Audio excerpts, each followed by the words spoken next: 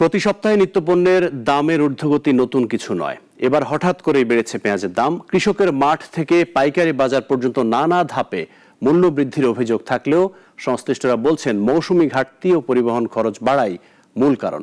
তবে ভোক্তারা বলছেন কৃত্রিম সংকট তৈরির জন্য মজুতদারি ও বাজারে কারসাজি দায়ী। বিস্তারিত মুনিয়া জ্যোতি রিপোর্টে। রাজধানী সহ দেশের বিভিন্ন বাজারে হঠাৎ করেই বেড়ে গেছে পেঁয়াজের দাম।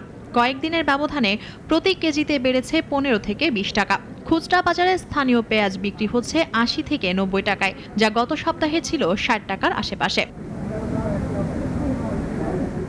কৃষক থেকে শুরু করে বাজার সংশ্লিষ্টদের ভাষ্য, আগে অনেক কৃষক মৌসুমে পেঁয়াজ ধরে রেখে কৃত্রিম সংকট সৃষ্টি করতেন। ফলে বাজারে সরবরাহ কমে গিয়ে দাম বেড়ে যেত। এবারও একই ধারা লক্ষ্য করা যাচ্ছে, যদিও অনেকে মৌসুমি ঘাটতিকে দায়ী করছেন। এখন হয়তো পুরাতন পেঁয়াজ ঘরে আছে কম, কাস্টমার তো ঠিকই আছে, খাইতেছে তো ঠিকই।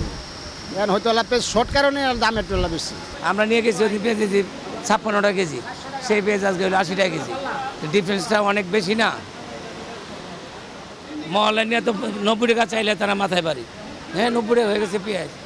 পাইকারি বাজারে বিক্রেতারা বলছেন পরিবহন খরচ বেড়ে যাওয়া ও সরবরাহ কমে যাওয়ায় দাম বেড়েছে। তবে ক্রেতারা মনে করেন মজুতদারি ও সিন্ডিকেটই দাম বৃদ্ধির পেছনের মূল চালিকা শক্তি। পেঁয়াজ কত ইয়াতে কিনলাম 350 টাকা, আজকে 20 টাকা বেড়ে গেছে। 370 টাকা, কেউ 80। এক মাস আগে কিনছি তখন এই পেঁয়াজ নিয়ে গেছে 250 টাকা পাল্লা। কৃষক থেকে ভোক্তা সব পক্ষের অভিযোগ আর বাস্তবতার মধ্যে ফারাক থাকলেও বিশেষজ্ঞরা বলছেন দীর্ঘমেয়াদী সমাধান ছাড়া পেঁয়াজের বাজারের অস্থিরতা থামানো সম্ভব নয়। মুনিয়া জ্যোতি, নাগরিক, ঢাকা।